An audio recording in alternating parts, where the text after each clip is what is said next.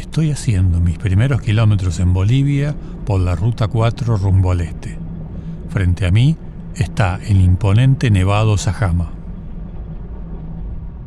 Más adelante está la entrada al Parque Nacional Sajama que voy a intentar conocer. Ya sin baterías en la GoPro, llegué a Sajma y después quise llegar a los Geyser, pero la Berlingo quedó encajada en un barrial. Por el esfuerzo para sacarla, me terminó afectando el apunamiento, o soroche o mal de altura, como quieran llamarle. Volví a Sajma para quedarme en un alojamiento, pero se cortó la luz en todo el pueblo, así que terminé durmiendo en la camioneta para poder cargar las baterías. Como vi que los caminos eran demasiado complicados para mi vehículo y yo no estaba bien, seguí camino a la mañana siguiente. Quiero ver en este viaje la belleza natural y arqueológica que tiene Bolivia en la parte del altiplano. Cuando planeaba el viaje, iba descubriendo más y más lugares que desconocía y alimentaban mi curiosidad. Muchos no tienen la difusión que se merecen. En algunos no he tenido suerte, como los parques Avaroa y Sajama, pero vamos a ver qué encuentro.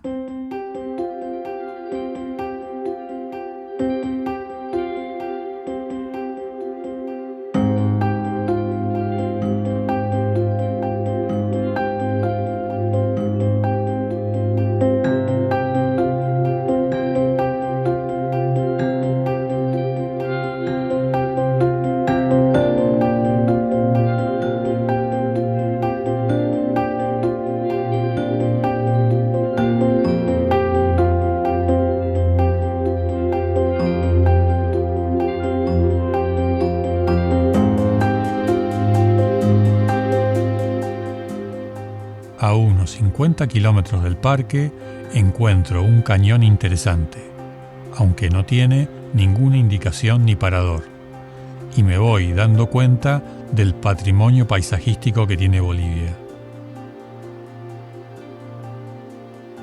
Esta Ruta 4 tiene gran movimiento de camiones que transportan mercaderías con Chile, como pude ver ayer en el paso fronterizo de Tambo Quemado.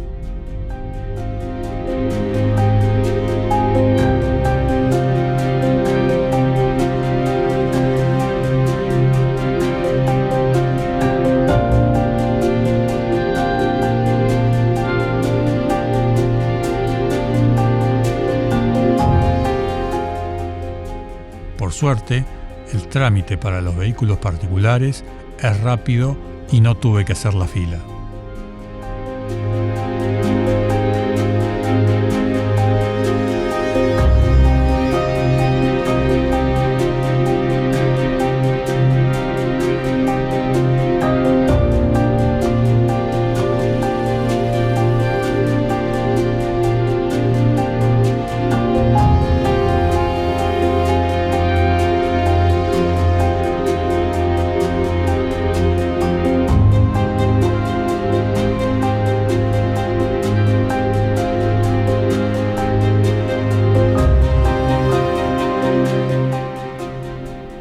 En el camino hay varios lugares con chulpas, que son torres funerarias de origen aymara y quechua, hechas la mayoría de barro, construidas entre los siglos XIII y XVI, para individuos de alta jerarquía.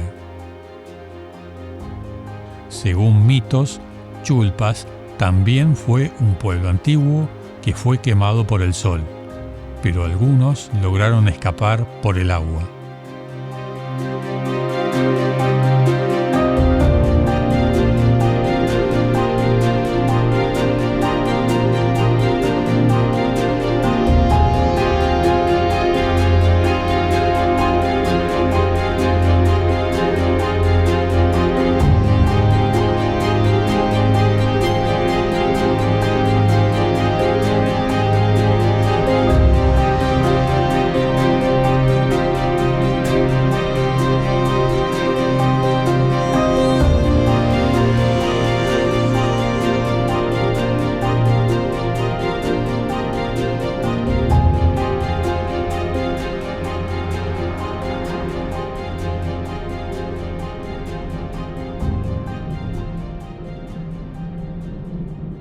Patacamaya pasé la noche.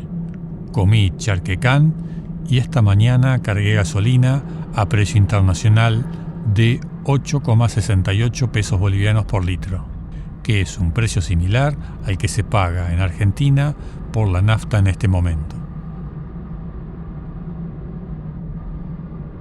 Voy camino al lago Titicaca, por lo que queda pasar por La Paz.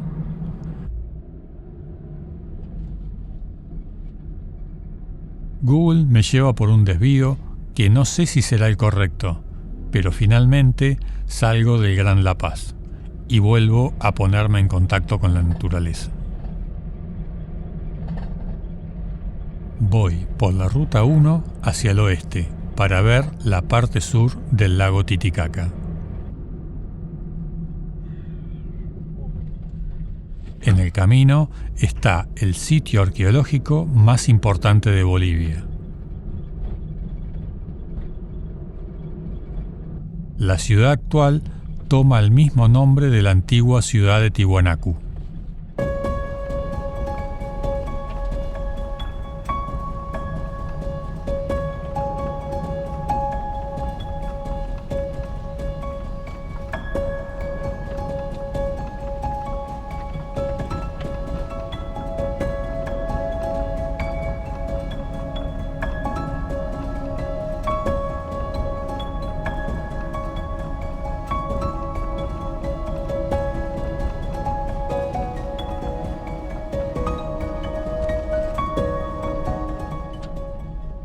A la derecha se puede ver el terreno donde se encuentran las ruinas. Con una entrada de 100 bolívares para extranjeros, cuenta con un sitio al aire libre y con 2 museos en los que lamentablemente no se pueden sacar fotos. Los Tiwanaku fueron una civilización que se desarrolló entre los siglos XVI a.C. y el siglo XIII después de Cristo. La cultura Tiwanaku fue la antecesora y la base de las culturas Aymara, Wari e inclusive la Inca. Para los incas, el lago Titicaca era el lugar donde había nacido el mundo. La ciudad abandonada de Tiwanaku era un lugar sagrado y también rendían culto al dios Huiracocha. El imperio iba desde el norte del lago Titicaca en Perú hasta la costa del Océano Pacífico por el oeste, la ciudad de Cochabamba en Bolivia por el este y San Pedro de Atacama en Chile por el sur.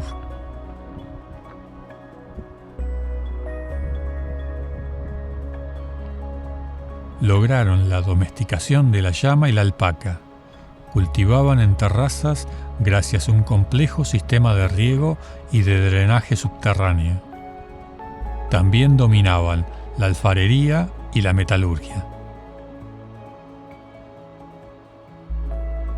La ciudad llegó a tener una población cercana a los 46.000 habitantes.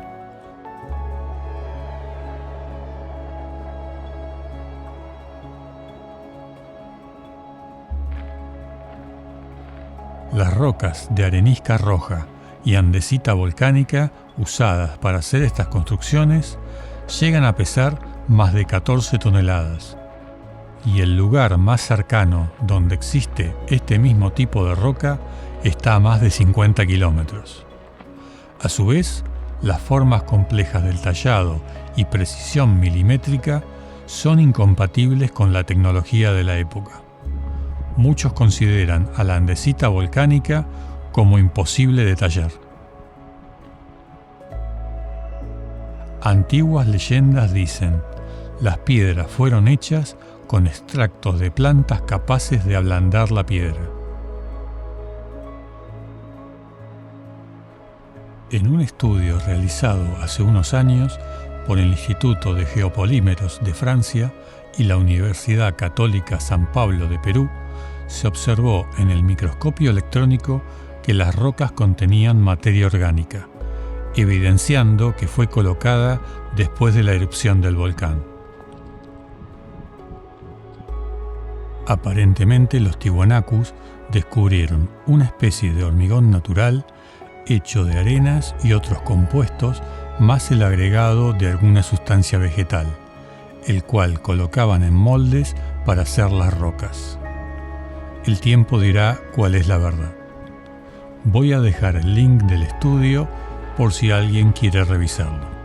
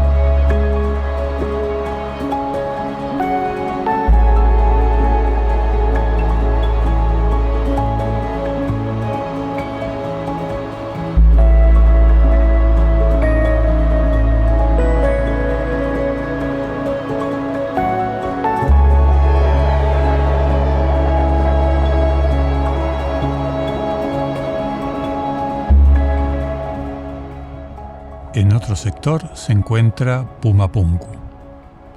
Lamentablemente, mucho de esta antigua ciudad fue saqueada desde la conquista española para hacer nuevas viviendas, para convertir gente al cristianismo o simplemente vendido.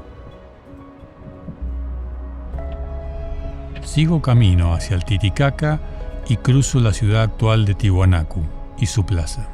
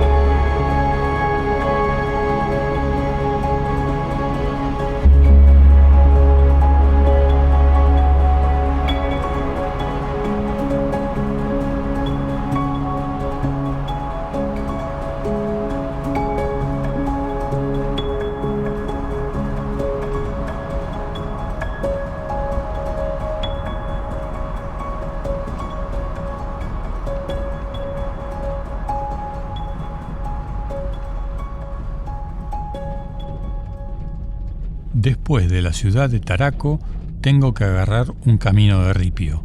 Tiene unas piedras un poco grandes, pero me recomendaron que vaya hasta la playa Santa Rosa, y son solo 11 kilómetros. Pero finalmente tengo ante mí al mítico lago Titicaca. Llego con lo justo para ver un poco el atardecer. El lugar es fantástico. Al rato todos los demás turistas se van y yo me quedo acampando en la playa.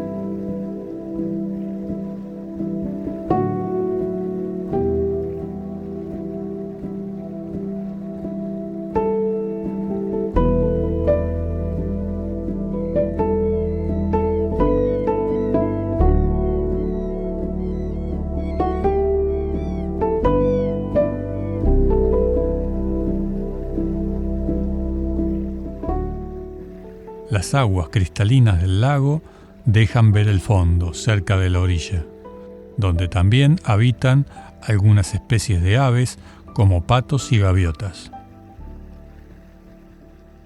La mañana comenzó despejada, pero cuando estaba saliendo el sol se formó una niebla que avanzaba hacia el oeste. Algunos pescadores decidieron regresar.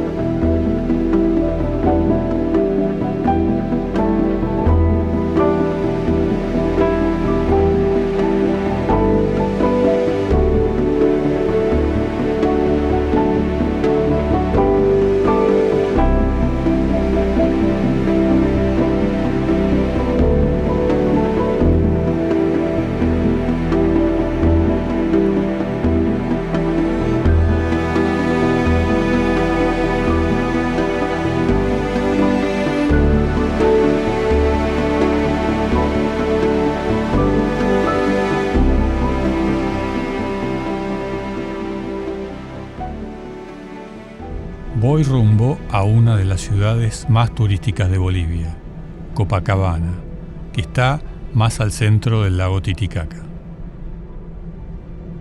Para ello tuve que volver a La Paz por la Ruta 1 y tomar la Ruta 2 hacia el norte. Ahora costeando el lago hasta el puerto de Tiquina.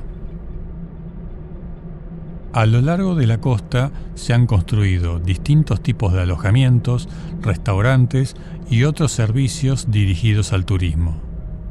Los miradores públicos están solo en algunos lugares, por lo que hay que estar atentos para detenerse a observar el gran paisaje. Algunos quedan en curvas, por lo que hay que prestar atención al cruzarse de carril en la ruta.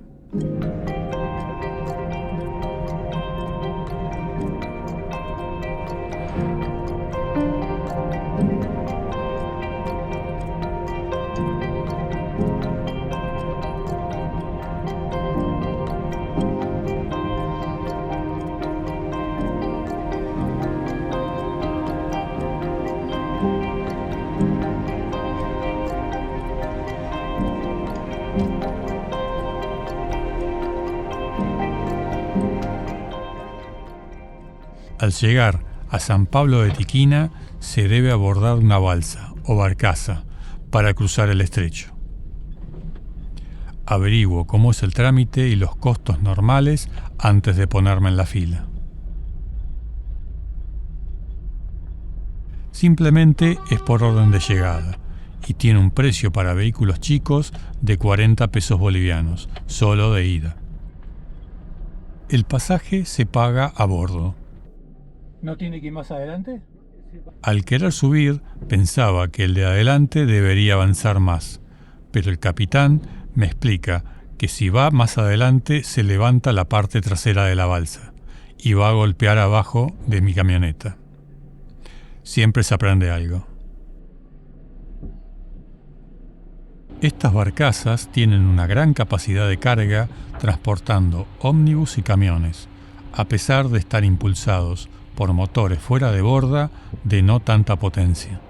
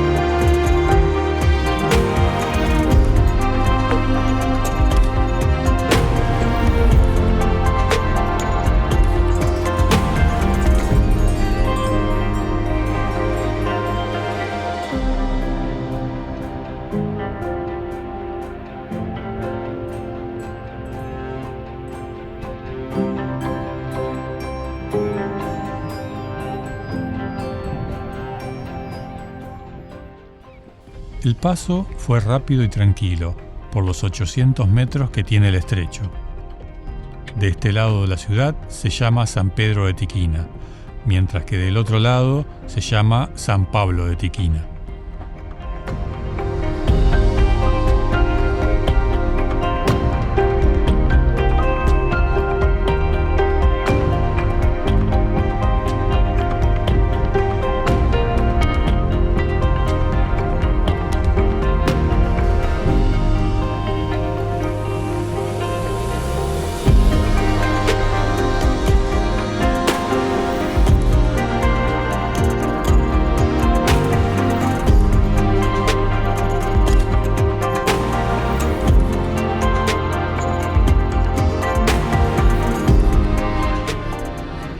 Al salir, la Ruta 2 comienza a subir entre los cerros, teniendo la vista del lago a la derecha en un momento y a la izquierda en otro.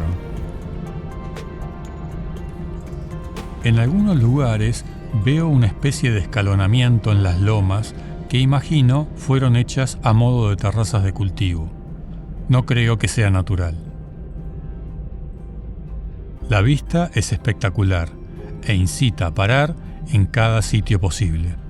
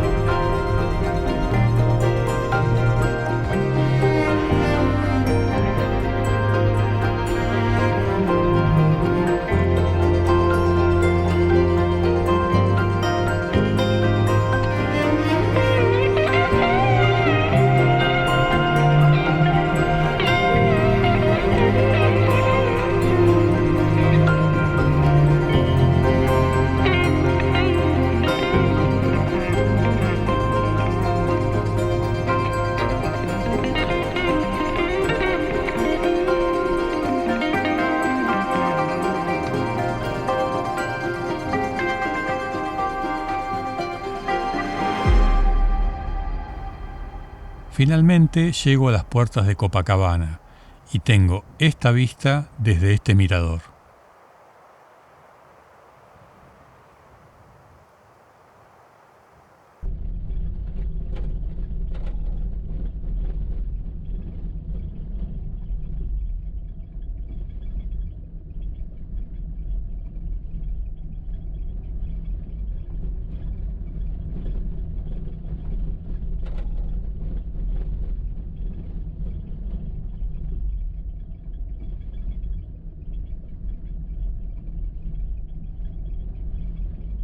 En la ciudad doy una pequeña vuelta por la plaza, paso por el Hotel Mirador donde pasaría unos días y voy a la costa. Estoy quedándome bastante en hoteles porque al tipo de cambio actual sale lo mismo que un camping en Argentina. Aparte que en Bolivia no he visto campings. Salió 70 pesos bolivianos por día. También la comida es muy económica.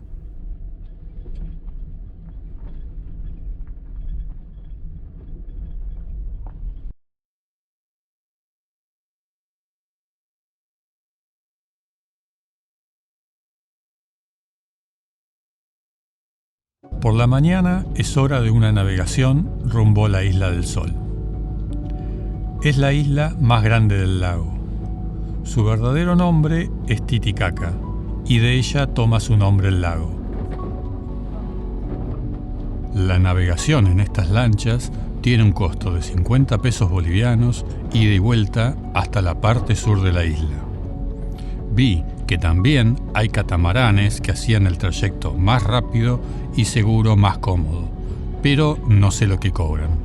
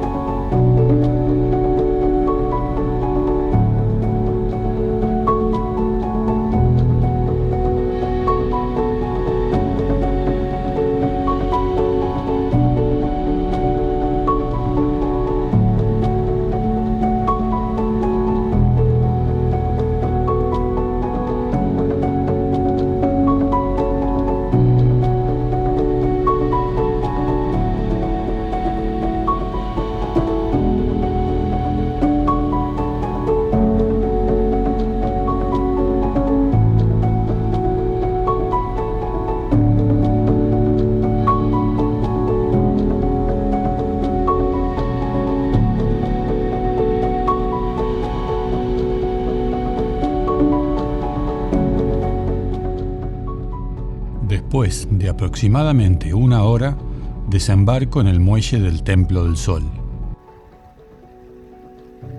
Sigue sorprendiéndome la transparencia del agua, donde unos patos deambulan tratando de encontrar algún alimento.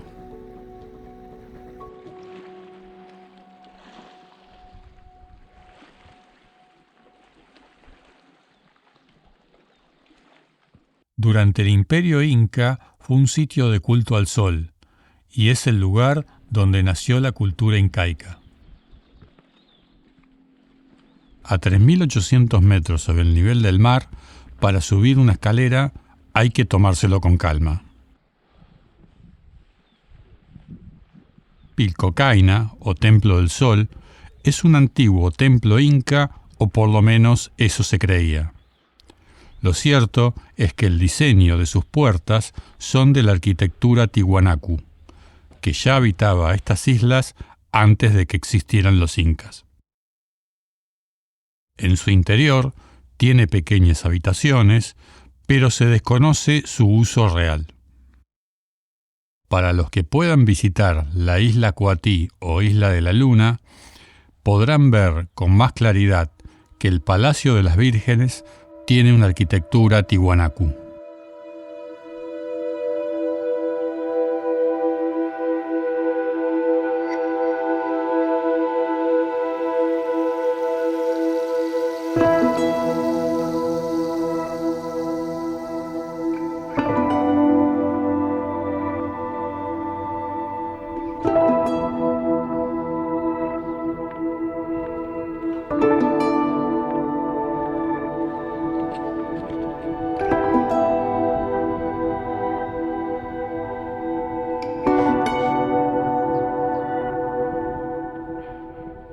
voy a caminar por un sendero que recorre la isla hasta otro templo.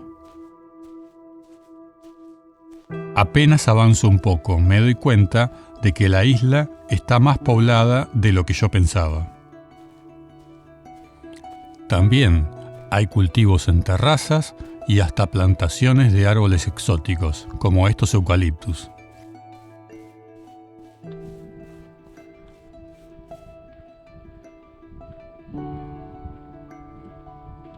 Llego al pueblo de Yumani, donde pude ver la fuente de la vida y a este ibis de la Puna, y donde la mayoría de los lugares ofrecen servicios al turismo.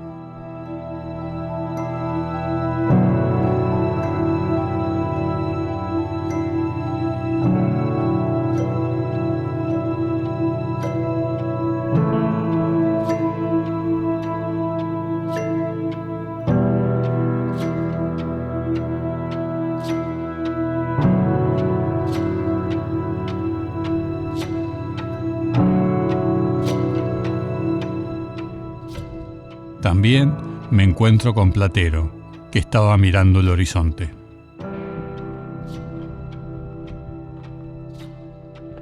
Hay pendientes desafiantes que pude superar después de hacer varias paradas intermedias. Pero tienen su recompensa en estas vistas fantásticas.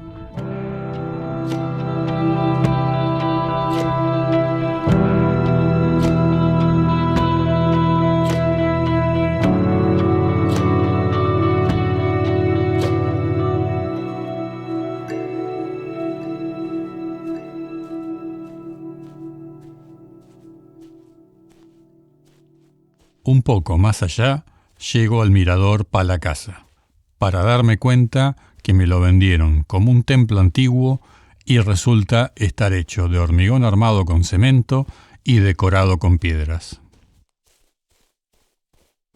Cuando bajé al pueblo Yumani para almorzar, me explicaron que lo construyeron con el fin de ser un museo de la Isla del Sol, pero después se dieron cuenta que no iba a ir mucha gente por el esfuerzo de llegar. Entonces se abandonó y fue siendo saqueado por algunos visitantes.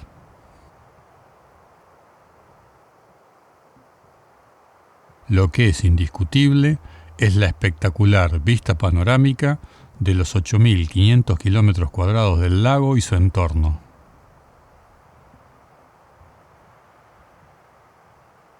Regresando a Copacabana, pude ver las montañas nevadas que pretendía conocer después. Una llovizna me acompañó al irme del lago Titicaca a la mañana siguiente. Lamentablemente, en las estaciones de servicio de la zona no estaban vendiendo combustible a extranjeros, y si me arriesgaba a ir hacia el noreste, hacia las montañas, tal vez me quedaría en el camino. Decidí entonces volver a La Paz, donde por suerte había toda la gasolina que quisiera. Cruzando La Paz hacia el este se encuentra el Cañón de Palca, que quiero conocer. Atravesar la ciudad no es una tarea sencilla por el tráfico, pero sobre todo por las elevadas pendientes que ponen a prueba el motor de la Berlingo. La ruta pasa junto al Valle de las Ánimas, al que estuve tratando de visitar, pero ni Google ni preguntando a la gente me guiaron por un camino que pudiera trepar mi vehículo. El recorrido de la ruta hasta la ciudad es por un camino de montaña espectacular. A mitad del camino hay un mirador, desde donde se puede ver un poco el cañón.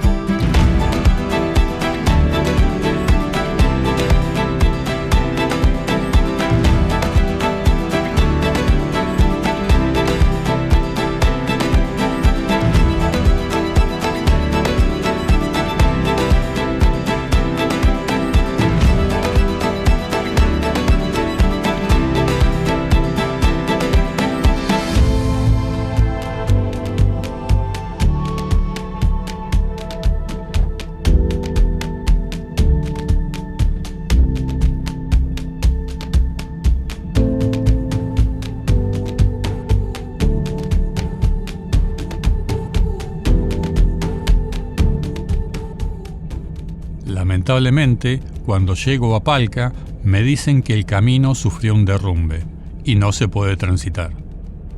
También, el camino hacia el sur, a Cojoni, me dijeron que no era aconsejable para la camioneta, así que tuve que volver a cruzar La Paz. Se estaba haciendo de noche y trato de guiarme con Google, que no conoce mucho de las calles de Bolivia. Al final, pregunto a una persona y me indica perfecto por dónde ir. Sigue el viaje y ahora voy por la ruta 30 al sur de Oruro, con rumbo a Uyuni, para ver el salar más grande del mundo. En el camino me encuentro otro lugar fantástico que se llama Jardín de Piedras, según un cartel, y Valle de Rocas, según Google. Está cerca de la ciudad de Coroma. Se formaron por erupciones volcánicas, pero lo más curioso es que a pesar de estar a unos 3.700 metros sobre el nivel del mar, se encontraron en esta zona restos compatibles con el fondo marino. Según estudios realizados, se habría producido un nivel tan alto de las aguas cuando se derritieron los hielos de la última glaciación, hace unos 40.000 años, y se formó un enorme lago llamado Michín que se extendía desde Oruro hasta Uyuni. Los descendientes de los antiguos pobladores se autodenominan gente que vive encima del agua, Chulpapuchu o sobrevivientes de los chulpas.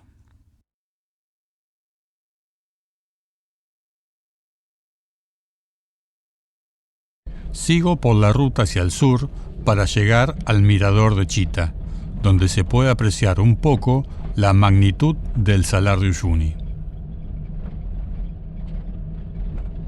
Es tan grande que hay que verlo de lejos, pero todavía faltan 35 kilómetros para la entrada al salar.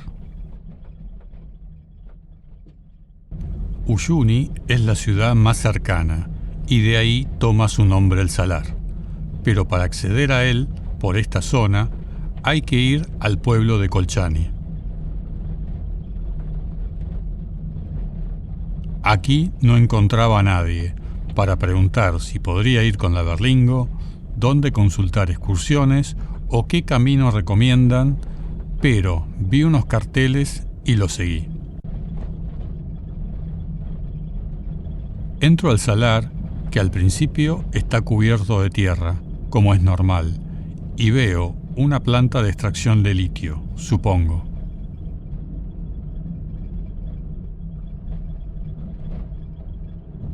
De a poco se ve la sal en superficie, y todo comienza a verse blanco.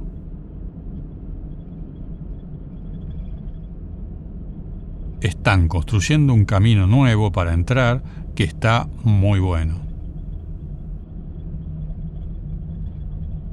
Avanzando un poco más, faltaba cubrir las piedras con tierra. Son piedras casi del tamaño de una pelota, por lo que me bajo a inspeccionar cuál sería la mejor maniobra para pasar.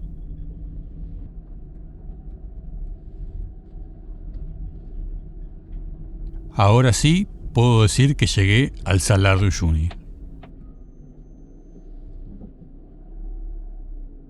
En los primeros metros hay una serie de lagunas de poca profundidad que complican el paso.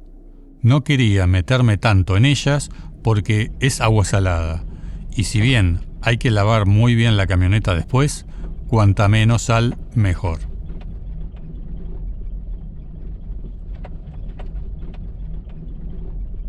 Pregunté a unos guías hasta dónde podría llegar con mi camioneta, y me dijeron que tranquilamente hasta la Plaza de las Banderas y más allá también.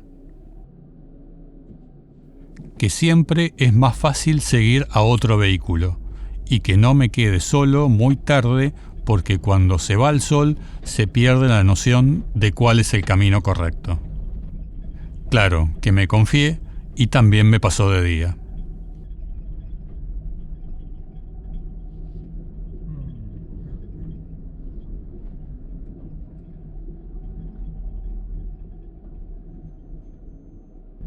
El paisaje es abrumador. Si bien se ven algunos cerros y montañas a lo lejos, todo lo demás es la sal blanca hasta el infinito.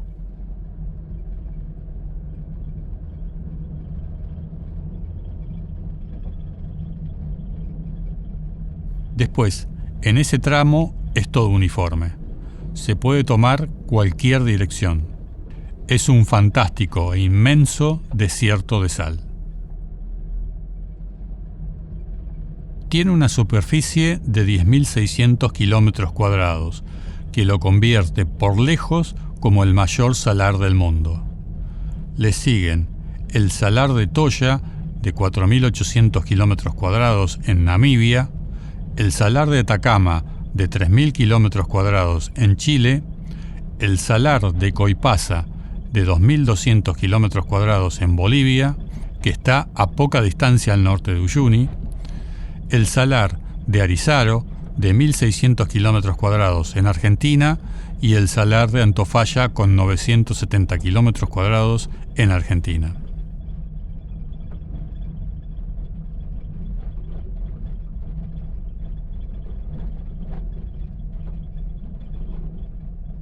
Aquí está el monumento a las carreras de Rally Dakar, realizadas en Bolivia entre 2014 y 2016. Me parece recordar que, como se hacen en enero, había llovido y el agua arruinó a varios coches.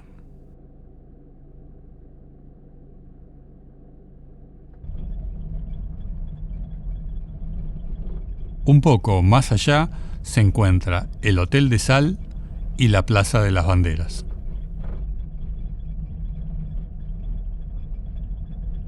Sin dudas, este es uno de los lugares más impactantes del mundo.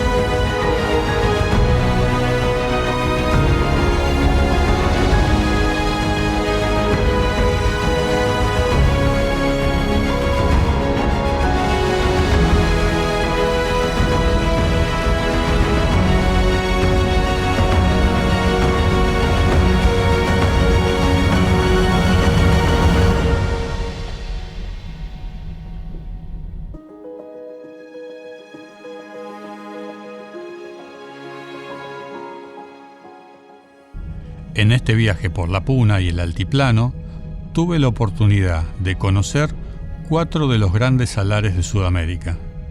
En mi opinión, no hay uno mejor que el otro. Todos son maravillas de la naturaleza. El de Uyuni, con su inmensidad de ver todo blanco hasta el horizonte y liso para recorrerlo. El de Atacama, donde capté la vida que hay en estos supuestos desiertos. El de Arizaro, con el que soñé muchos años, y su impactante cono de arita. Y el de Antofalla, que es el que más me ha impresionado. No sé si por el camino, por la altura desde donde se lo observa, por el entorno o qué.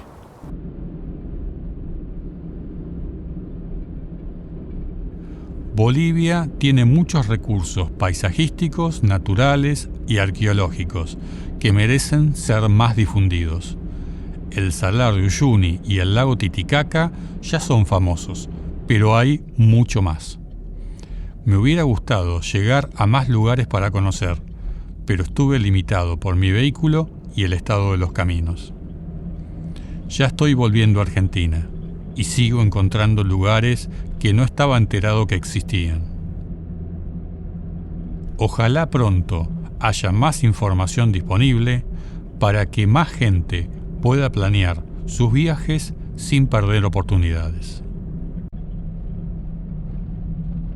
Les doy las gracias por estar ahí y si consideran que les gusta lo que hago, suscríbanse y denme un like, que eso me ayuda mucho para seguir creando contenido. Hasta el próximo viaje, en esta que es mi forma de mirar las cosas.